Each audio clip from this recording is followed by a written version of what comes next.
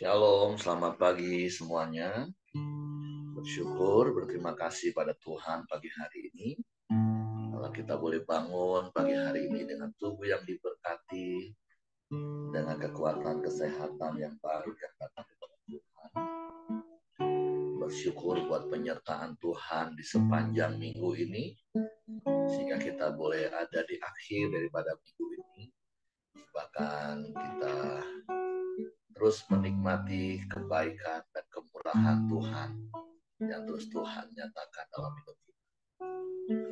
Waktu pagi hari ini kita mau sama-sama memuji, menyembah Tuhan, bersyukur buat kemurahan yang Tuhan nyatakan dalam hidup. Bapa, kami bersyukur, kami berterima kasih kepadamu pagi hari ini. Terima kasih buat pemeliharaan, penjagaan, penyertaan dan berkat di sepanjang malam tidur kami. Bahkan di sepanjang minggu ini, Engkau menyertai kami, Engkau memelihara kami, Engkau melindungi, menjaga dan memberkati kami. Sehingga kami boleh ada sebagaimana kami ada pagi hari ini. Sungguh kami bersyukur buat kemurahan-Mu, buat kebaikan-Mu yang Kau nyatakan dalam hidup kami.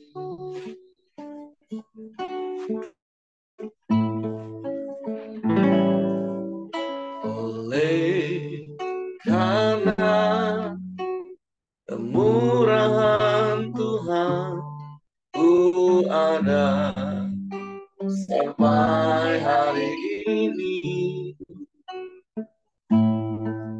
Oleh karena kebaikan Tuhan, janji-Mu terjadi bagiku. Sekali mari katakan, oleh karena kemurahan-Mu Tuhan. Oleh karena kemurahan Tuhan, ku ada sampai hari ini. Oleh karena kebaikan Tuhan, janji-Mu terjadi bagiku. Tapi sembah Engkau Tuhan, ku sembah Engkau Tuhan, ku mengangkat tanganku, selamanya Kau ajaib bagiku. Ku sembah Kau Tuhan, ku mengangkat wajahku, selamanya Kau hebat bagiku.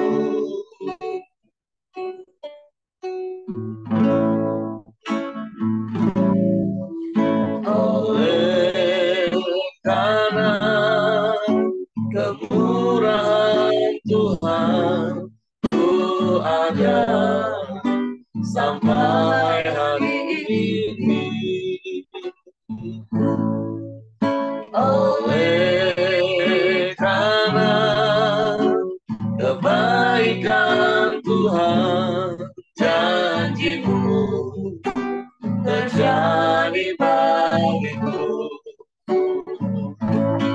Ku sembah Kau Tuhan, ku mengangkat tanganku, selamanya Kau ajaib bagiku. Ku sembah Kau Tuhan, ku mengangkat wajahku, selamanya Kau hebat bagiku. Ku sembah Kau Tuhan, ku mengangkat tanganku, selamanya Kau ajaib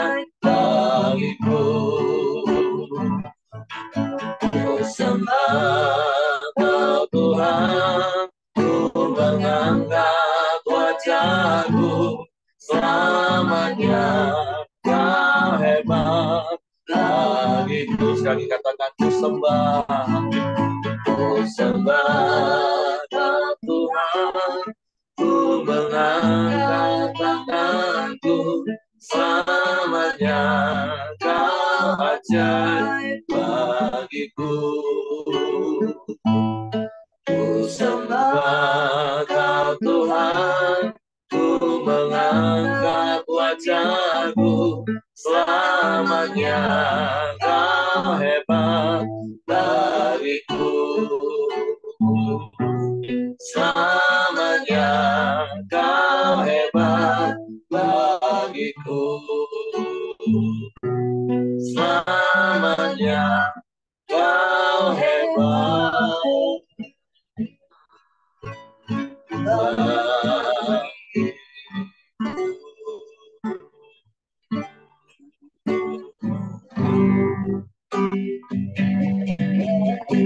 selamanya Kau hebat bagi kami.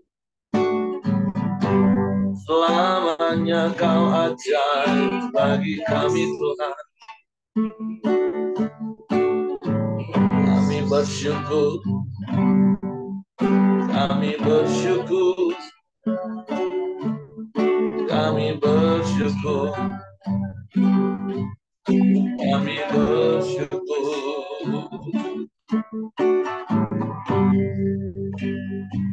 Kami sembah, kami puji, kami tinggikan, kami muliakan nama-Mu, Yesus.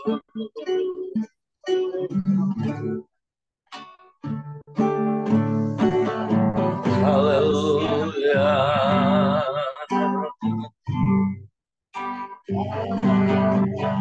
Haleluya.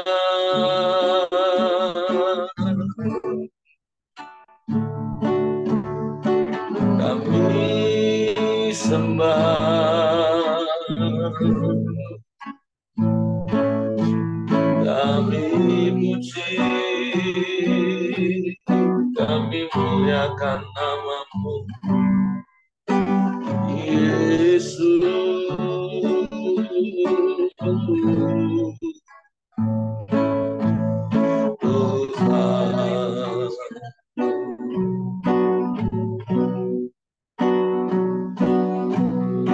Ya Allah, ya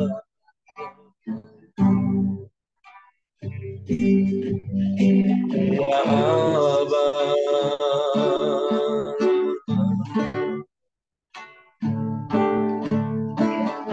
terpujilah nama-Mu, terpujilah nama-Mu.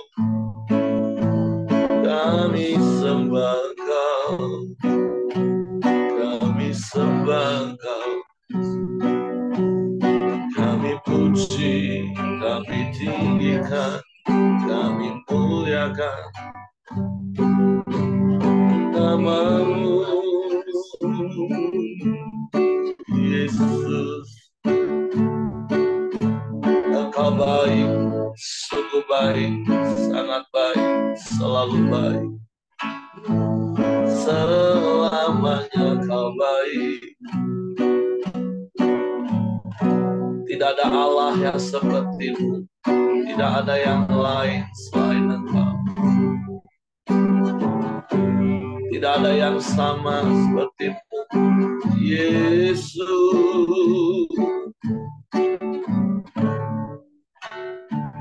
Kau Allah yang mengasihi kami, Kau Allah yang membuktikan dengan kasih yang ajaib. Kami bersyukur,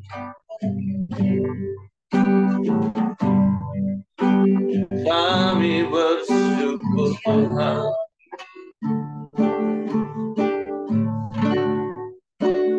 Haleluya, haleluya, haleluya,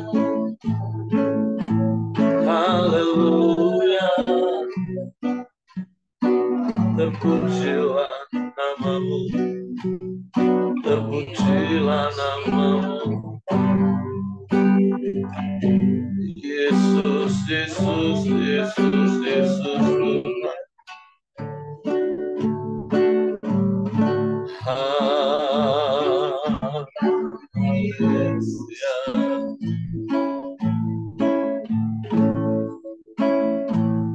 Haleluya.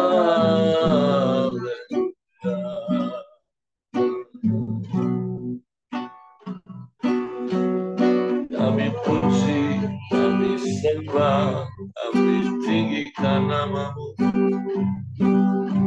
Yesus.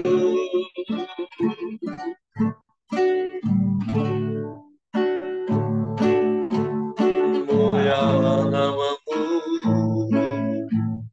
mulialah nama-Mu, Ya Allah, Ya Allah, Ya Allah, Ya Allah.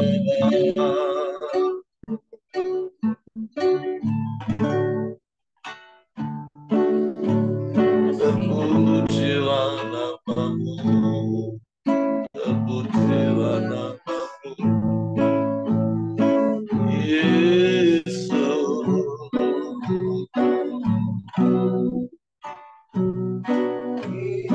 Engkau baik Tuhan, Engkau baik, Engkau sungguh baik. Kau sangat baik, Kau selalu baik.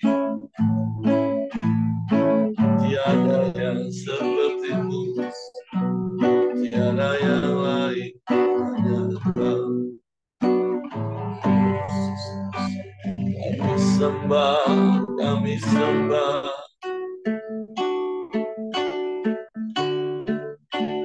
Glory, glory bagi-Mu. Terpujilah nama-Mu, Yesus Tuhan. Yesus.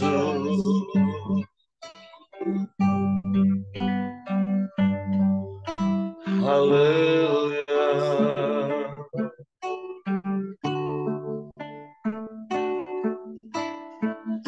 Haleluya. Haleluya. Haleluya. Kami bersyukur buat kemurahan-Mu,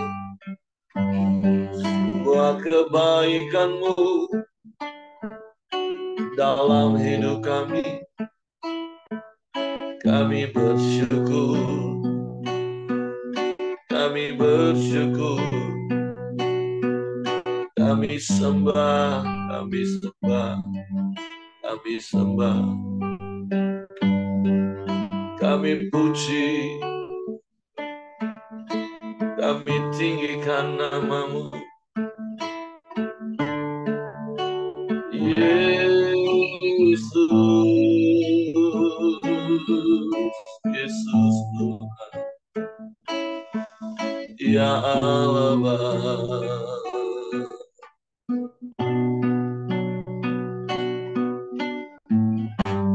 Haleluya, haleluya,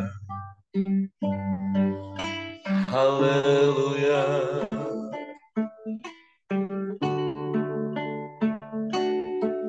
Syukur bagi-Mu, syukur, syukur bagi-Mu, Ya Allah baik. Terima kasih buat penyertaan-Mu. Terima kasih buat pemeliharaan. Terima kasih buat pertolongan-Mu. Terima kasih buat jawaban-Mu.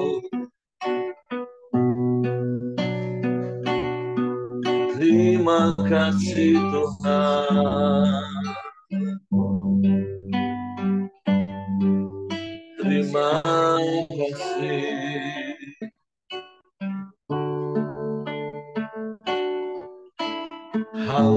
haleluya, haleluya, haleluya.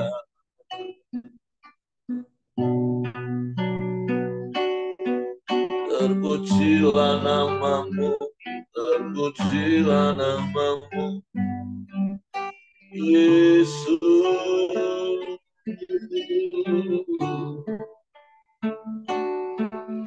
Tuhan,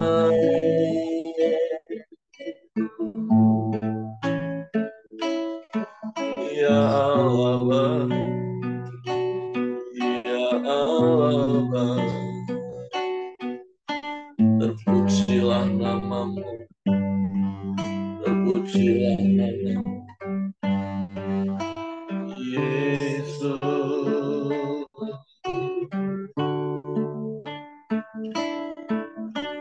Yesus,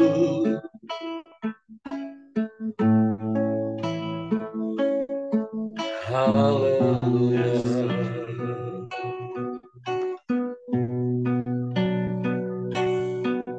haleluya.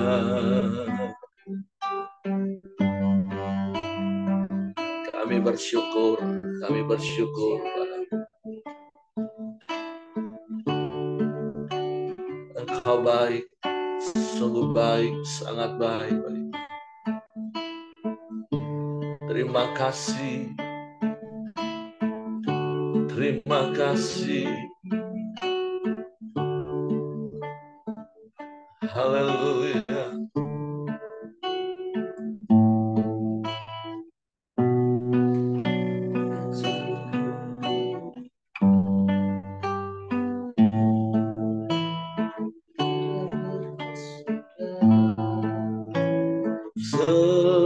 Semusim berlalu, namun kau selalu peliharaku. Kasih dan setiamu tak pernah layu di hidupku. Sekali katakan, semusim berlalu, semusim berlalu, namun kau selalu peliharaku. Kasih dan setiamu tak pernah layu di hidupku. Lebih luas dari samudra kebaikanmu Bapa takkan habis di hidupku. Lebih tinggi dari cakrawala, tak terbatas kasih-Mu. Sungguh bersyukur.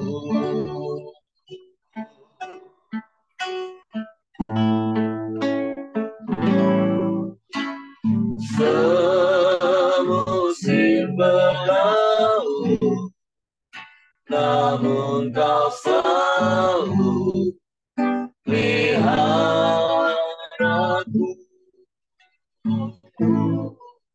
Kasih dan setiamu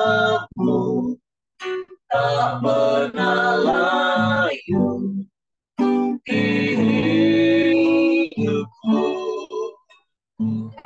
Lebih luas dari samudra kebaikanmu Bapa takkan habis di hidupku. Lebih tinggi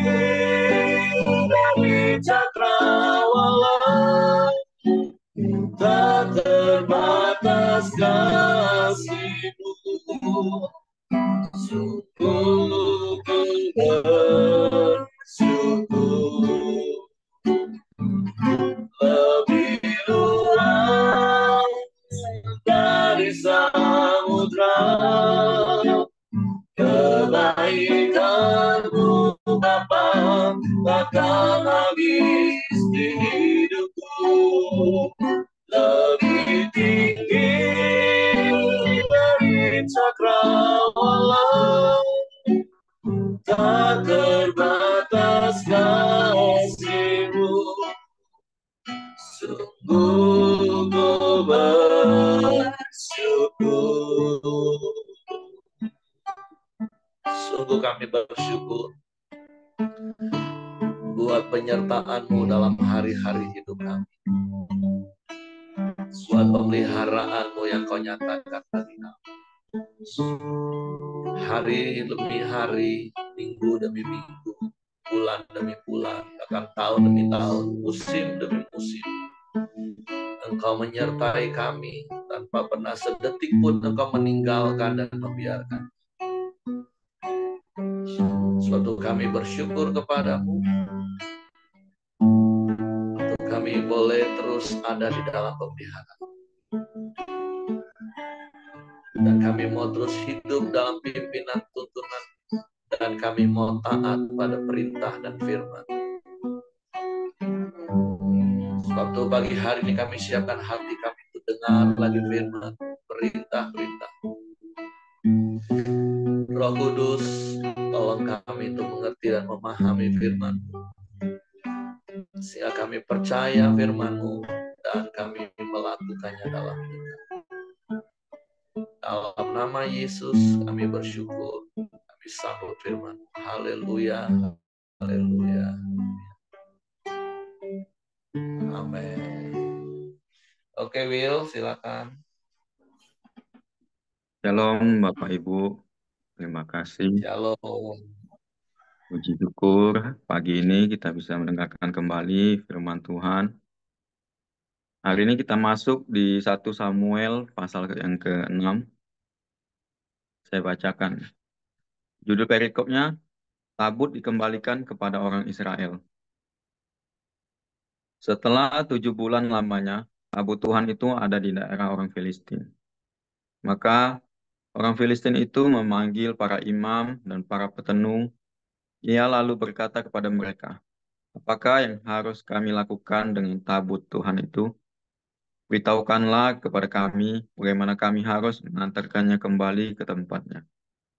Lalu kata mereka, "Apabila kamu mengantarkan tabut Allah Israel itu, maka janganlah kamu mengantarkannya dengan tangan hampa, melainkan haruslah kamu membayar tebusan salah kepadanya. Maka kamu akan menjadi sembuh dan kamu akan mengetahui mengapa tangannya tidak undur daripadamu." Sudah itu, bertanyalah mereka, "Apakah tebusan salah yang harus kami bayar kepadanya?" Jawab mereka, "Menurut jumlah raja-raja kota orang Filistin, 5 borok emas dan 5 tikus emas.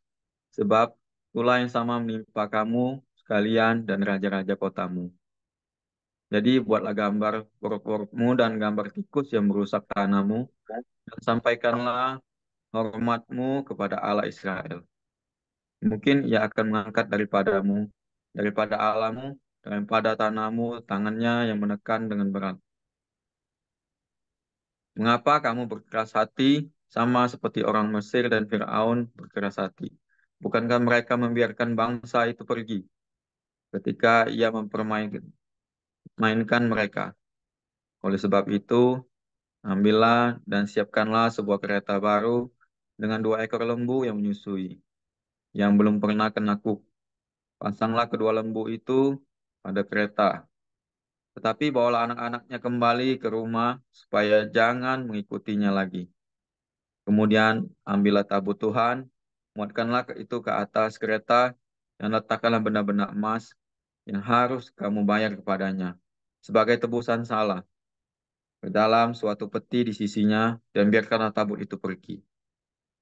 Perhatikanlah, apabila tabut itu mengambil jalan ke daerahnya, ke Bet Semes, makalah dialah itu yang telah mendatangkan malapetaka yang hebat ini kepada kita.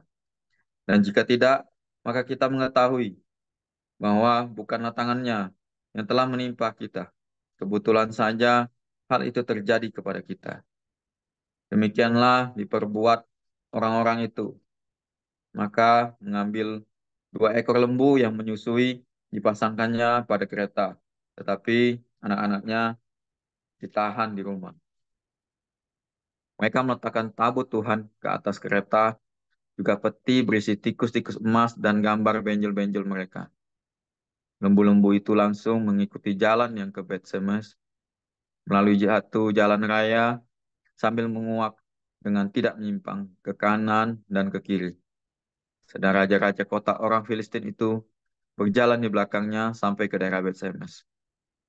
Orang-orang Betsemes sedang menuai gandum di lembah. Ketika mereka mengangkat muka, maka tampaklah kepada mereka tabut itu. Lalu bersukacitalah mereka melihatnya. Kereta itu sampai ke ladang Yosua, orang Betsemes itu, dan berhenti di sana. Di sana ada batu besar. Mereka membelah kayu kereta itu, dan mereka mempersembahkan lembu-lembu sebagai korban bakaran kepada Tuhan. Orang-orang suku Lewi menurunkan tabut alat Tuhan dengan peti yang ada di sebelahnya, yang di dalamnya ada benda-benda emas itu, lalu menaruhnya di atas batu besar itu. Dan pada hari itu orang-orang Betsemes mempersembahkan korban bakaran dan korban sembelihan kepada Tuhan. Ketika kelima raja kota orang Filistin melihat hal itu, pulanglah mereka ke Ekron pada hari itu juga. Inilah benjol-benjol emas yang dibayar orang Filistin kepada Tuhan sebagai tebusan salah dari Asdod 1, dari Gaza 1, dari Askelon 1, dari Gat 1, dan dari Ekron 1. Lagi tikus-tikus emas menurut jumlah segala kota orang Filistin, kepunyaan kelima raja kota itu, baik kota-kota yang berkubu maupun dusun-dusun sekitarnya, dan batu besar yang di atasnya diletakkan mereka tabut Tuhan. Di ladang Yosua, orang Betsemes itu adalah saksi sampai hari ini. Dan ia membunuh beberapa orang Betsemes karena mereka melihat ke dalam tabut Tuhan. Ia membunuh 70 orang dari rakyat itu. Rakyat itu berkabung karena Tuhan telah menghajar mereka dengan dahsyatnya. Dan orang Bet-Semes berkata, siapakah yang tahan berdiri di hadapan Tuhan, Allah yang kudus ini? Kepada siapakah ia akan berangkat meninggalkan kita? Lalu mereka mengirim utusan ke penduduk Kiryat Yarim dengan pesan, orang Filistin telah mengembalikan tabut Tuhan. Datanglah dan angkutlah itu kepadamu. Amin.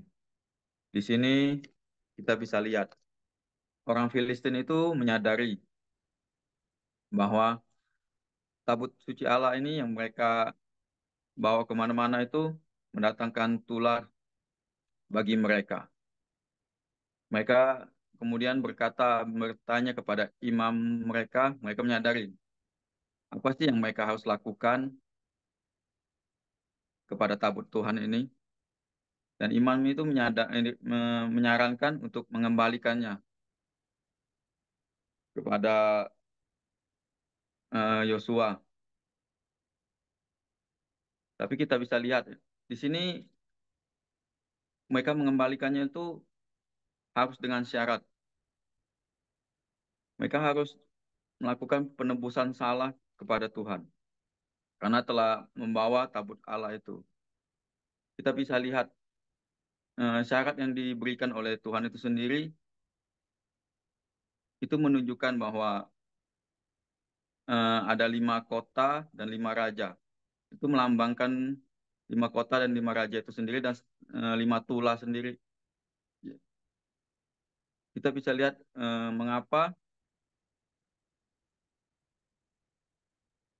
syarat itu berupa tikus emas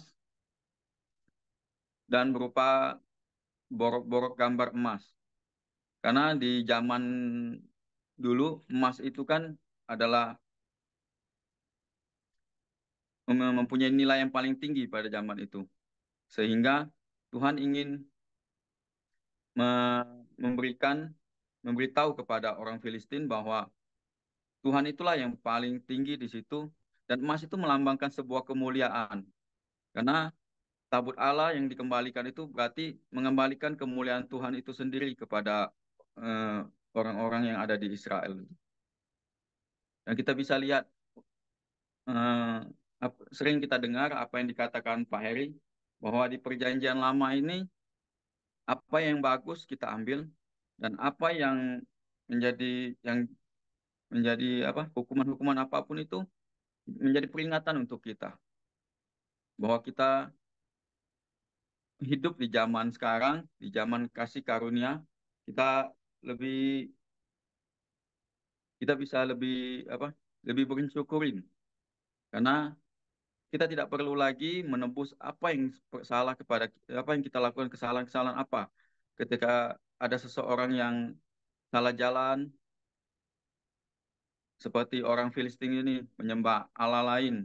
Kalau kita ketahuan misalnya di zaman kasih karunia menyembah Allah lain atau gimana, kita tinggal bertobat, mengaku di mulut dan percaya di hati bahwa Yesus adalah Tuhan dan satu-satunya juru selamat, dan kita mau melakukan firman-Nya dan tidak kembali kepada Allah yang lain, cukup dengan itu syaratnya.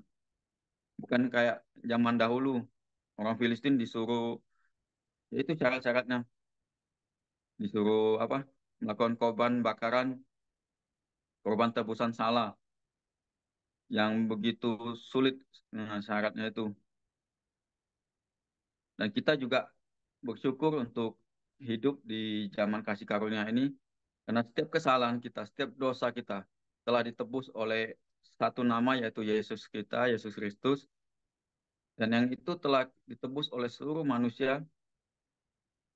Setiap dosa manusia telah ditebus oleh satu orang itu. Jadi kita tidak perlu lagi memberikan korban apapun yang seperti yang tertulis di Perjanjian Lama ini, yang syaratnya yang luar biasa, yang belum tentu kita bisa menyanggupinya. Di sini saya juga baru baca bahwa kenapa sih ada Tuhan melakukan syarat yang begitu rumit. Itu saya juga bingung kenapa eh, kok tikus emas. Saya baca sendiri, apa di zaman dulu ada tikus emas. Ternyata ya itu melambangkan saja yang cetakan tikus yang bahannya dari emas. Kenapa emas? Yaitu zaman-zamannya perjanjian lama, emas itu adalah nilai tukar yang paling tinggi pada zaman kerajaan zaman dulu. Itu yang saya dapat, bahwa kita bersyukur untuk hidup di zaman kasih karunia ini, bahwa kita tidak perlu lagi melakukan korban tebusan salah kepada Tuhan, yang tidak perlu syarat-syarat yang begitu berat. Dan sini, dan itu saja yang bisa saya bagikan. Terima kasih. Tuhan Yesus memberkati. Saya kembalikan kepada Pak Heri. Oke, terima kasih Will buat sharing firman Tuhan pagi hari ini. Jadi apa yang Willy dapat melalui kisah ini, ya sekali lagi kita diingatkan, kita bersyukur hari ini ketika kita salah, kita tinggal datang mengaku kepada Tuhan.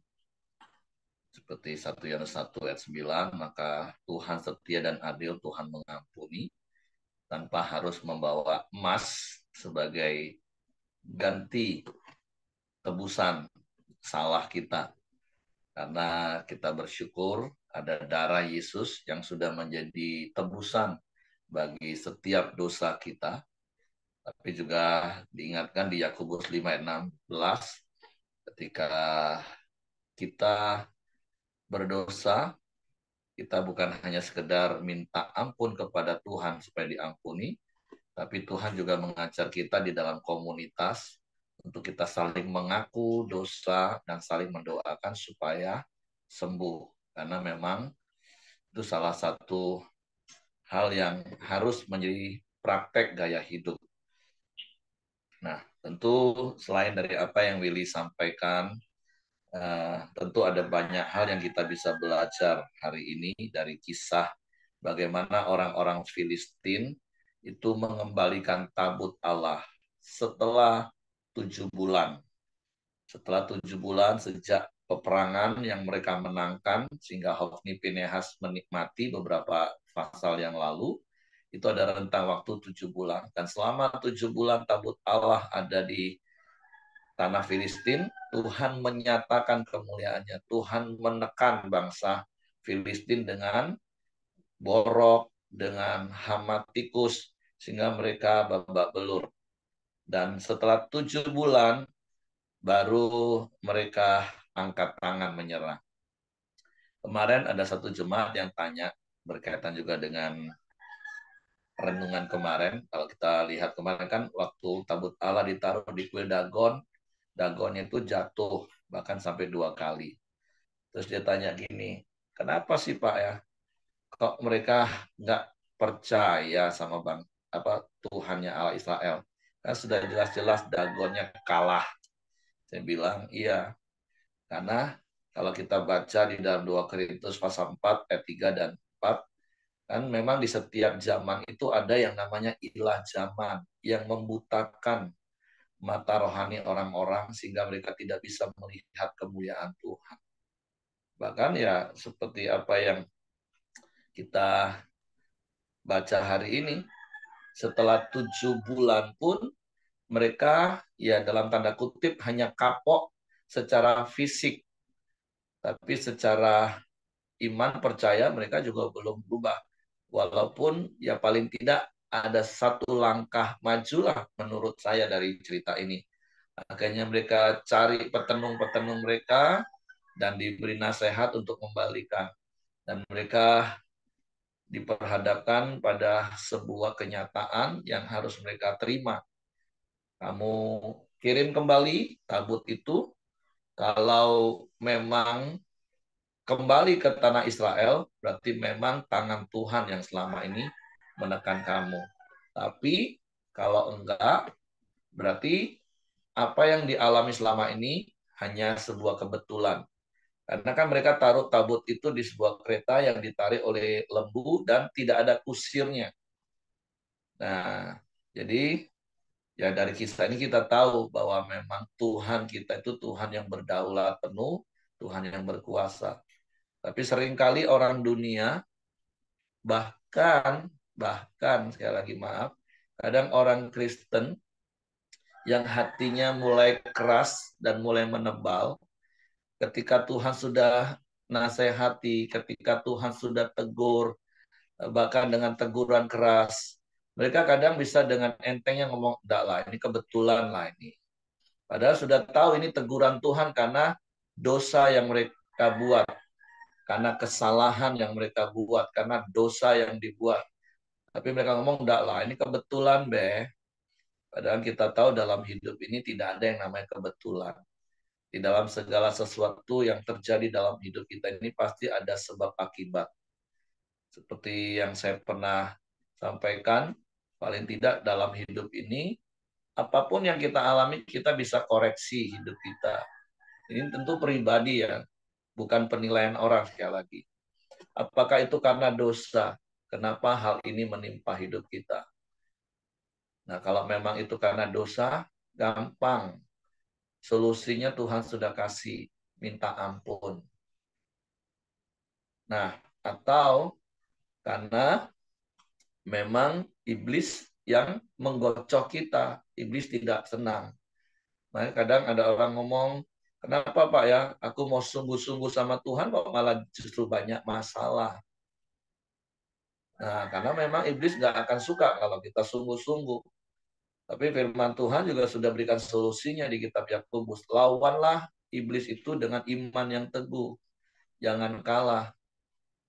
Atau memang Tuhan sedang menguji hidup kita. Tuhan bukan mencobai, tapi Tuhan sedang menguji. Apakah kadar iman kita ini semakin murni, kita naik level. Dan firman Tuhan juga sudah sampaikan solusinya. Ketika kita tahu, maksudnya ketika situasi ini kita hadapi dan kita sudah cek bukan karena dosa dan bukan karena iblis yang sedang menggocol. Semalam saya kunjungin satu orang, bukan jemaat dan belum percaya. Tapi ya saya senang ngobrol. Dia ngomong, iya Pak ya, kadang ini kan bukan iblis yang salah. Iya saya bilang, keputusan kan di tangan kita. Iblis itu memang tugasnya yang menggoda manusia dengan rasa tidak cukup yang dipunyai oleh rasa tidak pernah cukup yang dimiliki manusia. Ya, dia cerita bagaimana hari-hari ini dia harus menanggung akibat. Dia dulu habisin uang dan sekarang terlilit pinggang karena judi slot.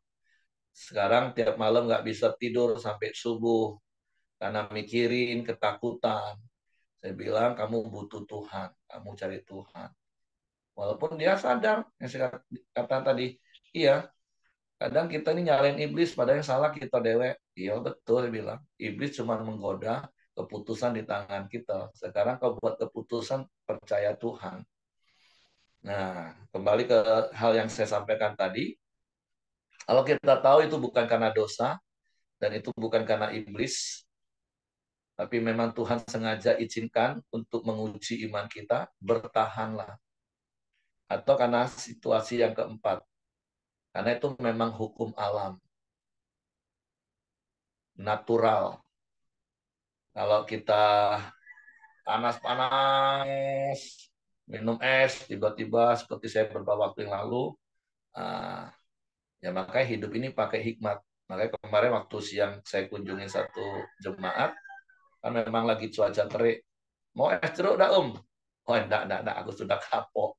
Aku pakai hikmat. Aku sudah bertahun-tahun tidak pernah minum es di tengah cuaca panas. 2 minggu yang lalu gara-gara tergiur karena di tengah-tengah suasana pemakaman yang panas ada minuman yang dingin walaupun sudah sengaja didiamin 15 menit ternyata masih cukup dingin dan itu membuat tenggorokan saya babak belur sampai hilang suara 2 hari. Jadi kemarin waktu tawari es jeruk enggak jeruk panas aku mau. Nah, artinya ya pakai hikmat. Kalau kita menghadapi situasi sulit, karena ternyata itu kesalahan kita secara natural alamiah, maksudnya bukan karena dosa, bukan karena iblis, bukan juga karena Tuhan menguji, tapi karena memang maaf kebodohan kita. Dan makanya hiduplah pakai hikmat supaya nggak ada masalah dalam hidup ini, nggak ada situasi-situasi sulit. Nah, tapi kan sayang dari bangsa Filistin kita tahu mereka pikir kalau lembu ini tidak kembali ke Israel berarti ya cuma kebetulan lah. Nah, hati-hati dengan kata kebetulan. Itu tipuan iblis yang paling banyak kali menipu orang, bahkan orang Kristen, sehingga mereka tetap santai hidup di dalam dosa. Nah, ini kebetulan, Be. Nah, tapi hari ini mari belajar miliki hati yang peka. Ketika ada situasi yang terjadi, ya tentu sekali lagi ini bukan penilaian untuk menilai orang, tapi ini menilai untuk diri kita sendiri. Apakah memang yang terjadi ini karena aku melakukan dosa, sehingga Tuhan tegur dan Tuhan mau ingatkan untuk kembali. Nah, kemarin saya katakan tadi ada jemaat tanya, saya bilang ya karena ada ilah zaman yang menutupi mata rohani mereka. Sama beberapa hari yang lalu di Komsel kami juga cerita, iya ya, seperti khotbah saya hari-hari ini, kita harus punya rasa cukup. Karena kalau nggak punya rasa cukup, mau punya berapa banyak pun, akan tetap merasa kurang. Karena salah satu anggota Komsel kami yang mantan juga, dia cerita, iya sekarang ada komunitas korban-korban judi, itu dalam waktu berapa minggu, awalnya cuma sekitar 2.000 anggotanya, sekarang udah ribuan. Ternyata banyak sekali korban, Pak. Tapi dia cerita, salah satu korban cerita di grup itu. Dia bukan orang yang nggak punya. Asetnya sampai 12 M yang lenyap gara-gara judi online. 2 rukonya di daerah Glodok lenyap. Makanya saya bilang itulah. Kalau kita melihat, kita yang waras, kan kita ngomongnya orang bodoh banget ya. Kita yang nggak pernah punya uang sebanyak itu saja, kita bersyukur Bayangin kalau kita punya uang 12 M, 2 pintu ruko di Glodok, apakah sudah nggak nyaman banget hidup itu sebenarnya? Tapi karena dia masih rasa kurang, kurang puas, terikat dengan ilah zaman, akhirnya ya sudah, lenyap, habis. Nah, kan penyesalan selalu datang terlambat. Tapi itu tadilah karena ada ilah zaman seperti yang menutupi bangsa Filistin. Harusnya mereka kan tahu, oh, ini dari Tuhan. Harusnya kan bertobat. Dan mereka tahu ini bukan kebetulan, ini memang tangan Tuhan. Tapi mereka nggak bertobat. Itu sangat sayang. Nah, jadi hari ini Tuhan ingatkan kita, ketika ada situasi sulit khususnya terjadi dalam hidup kita, coba kita cek hidup kita. Jangan dengan enteng kita ngomong, ah ini kebetulan deh. Nggak, tapi belajarlah miliki hati yang peka. Apakah ini karena dosa? Apakah ini karena iblis nggak suka? Apakah memang Tuhan sedang menguji? Atau memang kita bodoh kelola keuangan kita? Kita nggak pakai hikmat, kita boros. Kita nggak bijak mengelola hidup kita sehingga kita mudah sakit. Kemarin waktu saya duduk di orang yang saya kunjungin, ada juga satu jemaat beli token karena yang saya kunjung itu counter HP dan sekalian jual token gitu. Ayo Pak, lagi tidak enak badan. Yang ngomong, rasanya ketemu kau badan sakit terus setiap ketemu kau nih. Dijaga hidup nih, kesehatan tuh dijaga. Nah, makanya mari hari-hari ini hidup terus dekat dengan Tuhan. Jadi sekali lagi belajar dari kisah kabut ini, jangan jadi seperti bangsa Filistin yang tetap keras hati. Padahal mereka sudah tahu ini tangan Tuhan yang menekan. Solusinya sederhana sebenarnya. Bertobat, minta ampun, perbaiki hidup. Jangan anggap cuma sebuah kebetulan. Jadi terus miliki hati yang peka, terus selidiki hidup kita dengan kebenaran firman Tuhan, karena firman Tuhan akan mengarahkan hidup kita ke jalan yang benar, dan sekali lagi akibat dari kebenaran itu kita mengalami kemerdekaan. Oke, itu saja yang saya tambahkan dari kisah ini. Selain dari apa yang Willy tadi sampaikan, bersyukur kita ini hidup di zaman kasih karunia. Kita minta ampun sama Tuhan, gak perlu bawa emas. Simpan saja emas untuk tabungan Bapak Ibu. Oke, Tuhan memberkati. Saya serahkan kepada Hengki. Ya, mari kita masuk dalam doa kita di pagi hari ini. Bapak yang baik, terima kasih ya Tuhan buat setiap kami yang hadir di pagi hari ini dengan keadaan yang baik dan sehat ya Tuhan. Biarlah itu suatu kerinduan kami terus datang kepada Engkau ya Tuhan. Sungguh-sungguh menyembah-Mu ya Tuhan, memuji-Mu dan meninggikan nama-Mu ya Bapa. Biarlah kami terus Tuhan masuk di dalam hadirat-Mu di pagi hari ya Bapa. Kami bersyukur ya Tuhan, kami bisa terus memanjatkan doa-doa kami ya Tuhan. Kami membawa keluarga kami ke hadapan-Mu ya Bapa. Bersyukur buat kebaikan Tuhan dan pemeliharaan Tuhan. Terima kasih ya Tuhan buat kebenaran firman-Mu di pagi hari ini ya Bapa. Yang terus memenangkan kami dan juga terus mengampuni atas setiap dosa-dosa kami melalui pengakuan kami kepada Engkau ya Tuhan. Kami percaya di zaman kasih karunia ini Tuhan, darah-Mu yang telah menghapus setiap dosa-dosa kami ya Tuhan. Dan juga Tuhan, kami tidak mau hidup di dalam keterikatan dosa-dosa. Kami mau terus Tuhan dipulihkan dan dimenangkan ya Tuhan, hidup di dalam kebenaran Engkau ya Bapa. Terima kasih ya Tuhan buat Willy yang telah menyampaikan kebenaran-Mu. Tuhan pakai Willy lebih lagi ya Bapa. Dan Tuhan tambah-tambahkan hikmat-Mu ya Bapa. Bahkan istri dan juga apa menjadi kerinduannya. Tuhan juga berkati ya Tuhan. Terima kasih kami serahkan Willy dan istrinya ke bawah tangan kuasa-Mu. Dan juga setiap kami yang hadir di pagi hari ini, Tuhan juga senantiasa memberkati kami ya Bapa. Baik istri, baik suami, baik anak-anak, menantu, dan cucu kami, Tuhan juga berkati ya Tuhan. Biarlah Tuhan terus ada di tengah-tengah keluarga kami ya Tuhan. Kami bersyukur buat kebaikan-Mu ya Tuhan.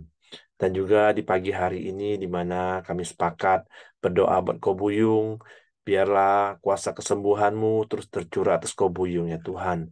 Biarlah pita suaranya boleh kembali dengan normal ya Bapa. Terima kasih ya Tuhan, kami serahkan Kobuyung ke bawah tangan kuasa-Mu ya Tuhan.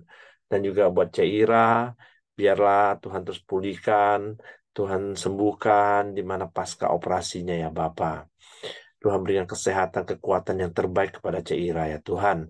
Dan juga kepada Ko Johan juga Tuhan berkati ya Bapa. Dan juga kami berdoa terus Tuhan buat rumah sakit utama Husada yang di Jember ya Bapa. Yang dipimpin oleh Dr. Mirianti ya Tuhan. Biarlah melalui rumah sakit ini juga Tuhan banyak eh, orang-orang yang tertolong ya Tuhan. Banyak mereka yang mendapatkan jawaban dan juga mereka mendapatkan kesembuhan ya Tuhan melalui rumah sakit ini ya Bapa. Dan juga biarlah melalui rumah sakit ini Tuhan, nama Tuhan dipermuliakan ya Bapa. Dan juga di mana nanti tanggal 8, tanggal 10 sampai tanggal 10 November nanti ya Tuhan, ada penilaian Tuhan. Biarlah mereka juga mendapatkan hasil sesuai apa yang mereka kerjakan ya Tuhan. Kami percaya mereka melakukan hal yang baik dan benar. Mereka akan mendapatkan hasil yang baik ya Tuhan. Kami serahkan rumah sakit utama Husada ini ke bawah tangan kuasa-Mu ya Tuhan. Dan juga Dr. Mirianti berserta Pak Siregar ke bawah tangan kuasa-Mu juga ya Bapak. Dan juga kami terus berdoa buat bangsa dan negara kami Indonesia. Tuhan terus berkati bangsa kami ya Tuhan. Tuhan memberikan keamanan, kedamaian atas bangsa ini ya Bapa. Dan juga membawa perekonomian bangsa ini Tuhan hari demi hari lebih baik ya Bapa. Dan juga Tuhan berkati pemerintahan yang ada pada saat ini, Presiden kami ya Tuhan. Biarlah Tuhan taruh hikmat-Mu terus untuk membawa bangsa ini lebih baik ya Bapa.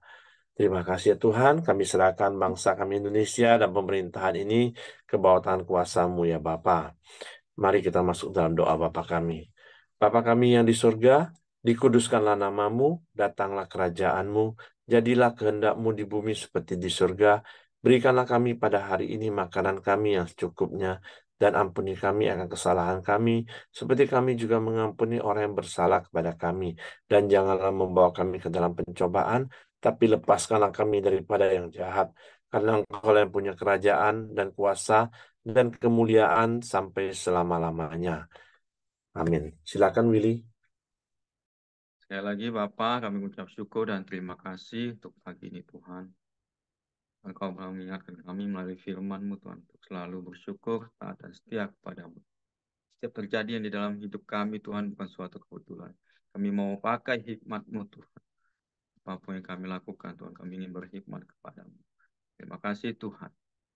Biarlah kasih karunia, damai sejahtera, sukacita yang datang daripada-Mu Tuhan. Menyertai kami Tuhan, mulai dari pagi ini sampai selama-lamanya. Di dalam nama Tuhan Yesus. Haleluya. Amin. Oke, semangat pagi, selamat beraktivitas, Tuhan memberkati. Happy weekend.